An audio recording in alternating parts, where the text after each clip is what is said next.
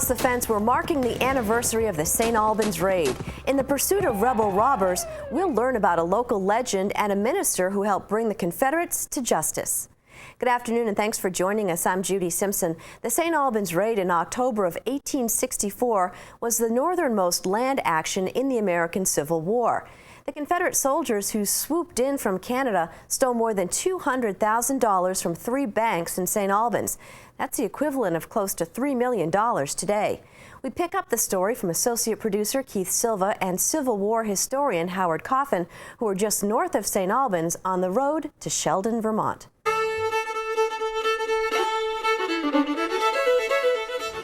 The St. Albans raid happened quickly. It was over in 20 minutes to a half hour.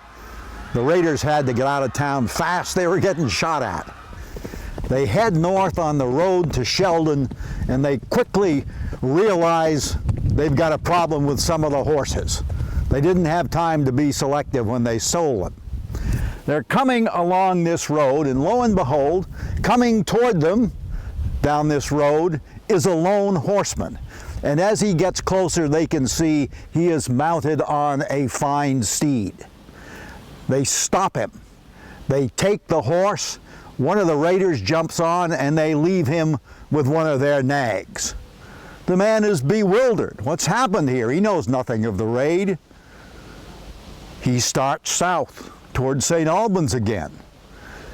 And it isn't long before he sees a bunch of horsemen coming his way again. It's the posse under Conger. As the posse approaches, they see one of the stolen horses the man is riding. They don't recognize the man, and they begin to shoot at him. The man jumps off the horse and starts across the field and all the way to the alder swamp on the edge of the woods over there, under fire. They don't hit him. He survives. When the raiders reached Sheldon, knowing the cavalry was in hot pursuit, they came to Black Creek and a covered bridge located on the site of that modern bridge. In the middle of the bridge was a farmer with a big load of hay. The raiders saw a chance to get rid of the cavalry once and for all by setting the hay and the bridge on fire. So they got out their Greek fire. Now they had intended to burn St. Albans. This was war. St. Albans was spared because of a rainy day and the fact that the grenades didn't work very well. But Greek fire worked on this bridge, and they started a fire, and then they rode away north. But the minister of this church on the hill overlooking the bridge saw what was happening, ran down the hill, put out the fire, saved the bridge, and the posse came along and crossed with ease. The Confederates wanted all the Yankee money they could get their hands on, and Bennett Young, through his scouting, knew that there was another bank that might be robbed in Sheldon. About a quarter mile north of the now smoking bridge was the Sheldon Bank, and the Confederates galloped up and went to the door, and it was locked. They'd gotten there too late. The bank was closed. But they looked across the street and saw this beautiful house owned by the Keith family. They didn't know it, but upstairs, recovering from a severe wound suffered the previous spring in the wilderness, was Captain Alfred Keith. And out front was his prize horse. The Confederates stole that beautiful horse and galloped on north. Captain Keith had an uncle named Reuel. Reuel Keith had gone south many years before and become an Episcopal minister in Virginia, becoming one of the best known in the whole state. On a summer day in the rain, he had ridden to Arlington, Virginia to perform the marriage of the year in Virginia, Mary Custis and Robert E. Lee. What the raiders didn't know was that they had just stolen the horse of the nephew of the man who had performed a marriage ceremony for the greatest Confederate of all, Robert E. Lee.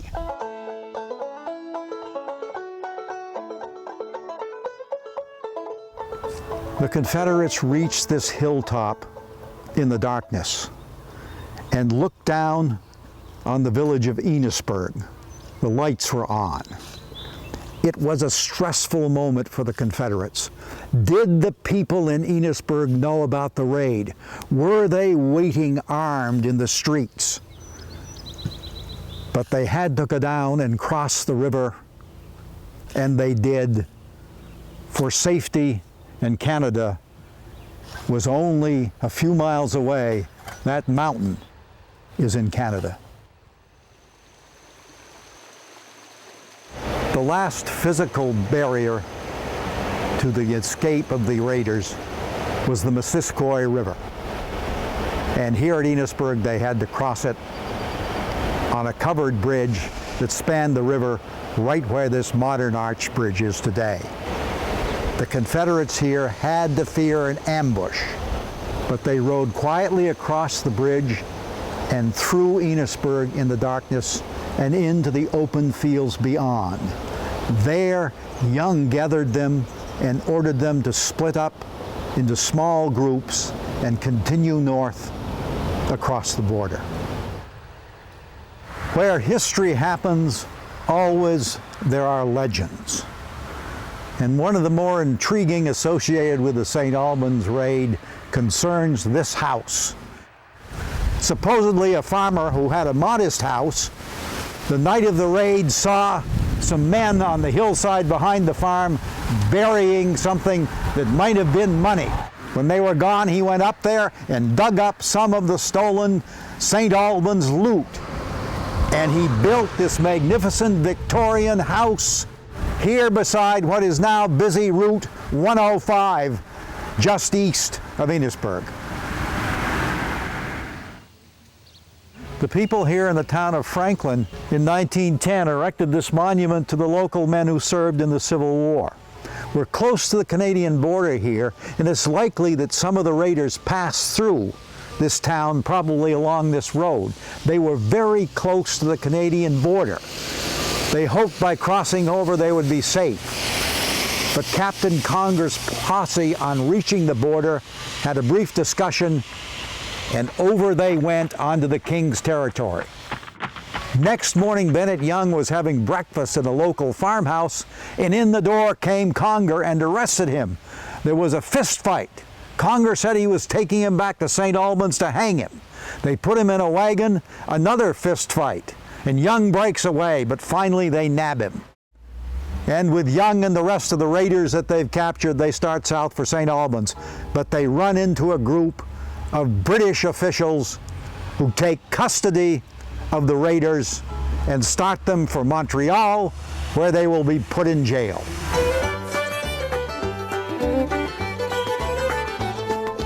Conger's posse captures 14 of the raiders. The rest escape.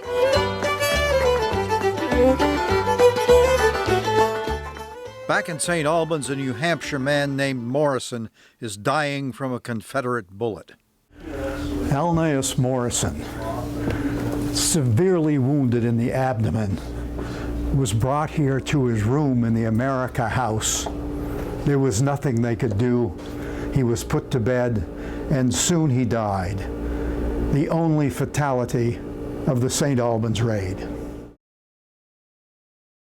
It's a lowery day here in St. Albans.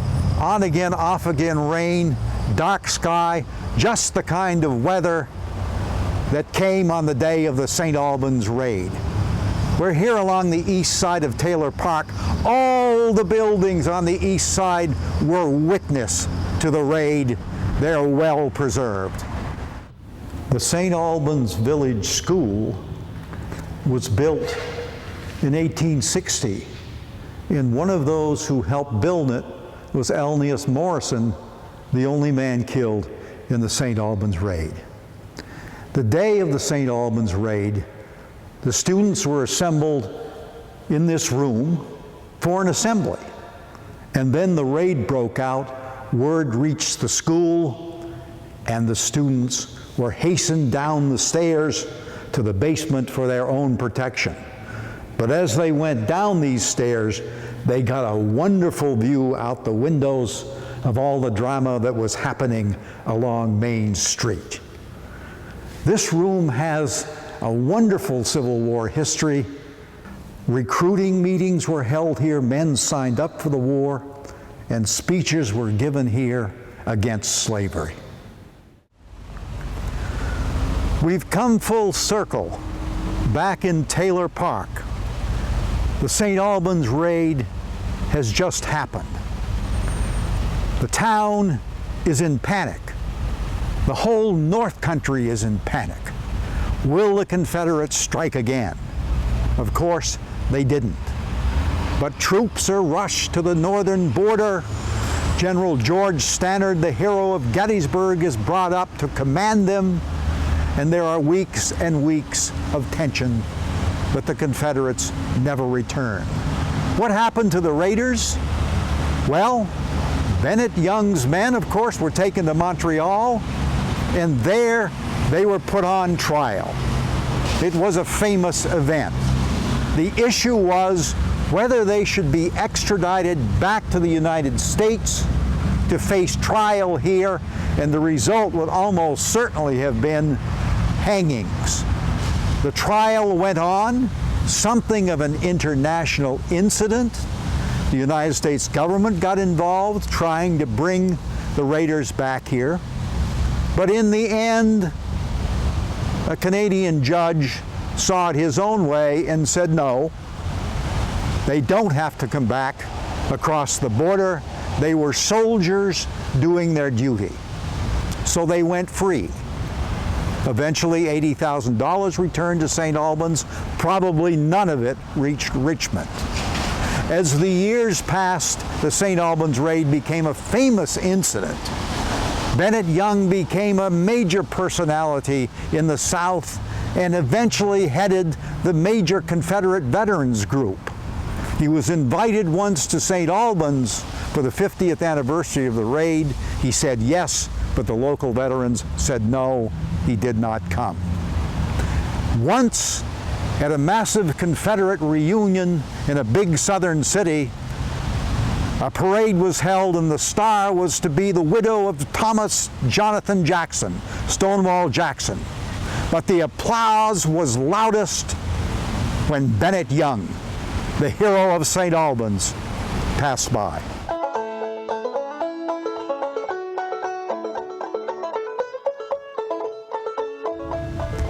The St. Albans raid was a Confederate victory, but it pales in importance to another victory that was won on that same October 19, 1864. 500 miles to the south in the Shenandoah Valley, Phil Sheridan's Union Army was fighting a Confederate army under Jubal Early. Early's troops early on were winning the day, and then Sheridan led a great comeback in which the Vermont soldiers were tremendously important. Cedar Creek was a great Union victory, giving forever control of the Shenandoah Valley to the Union and making absolutely certain that Abraham Lincoln would be re-elected president.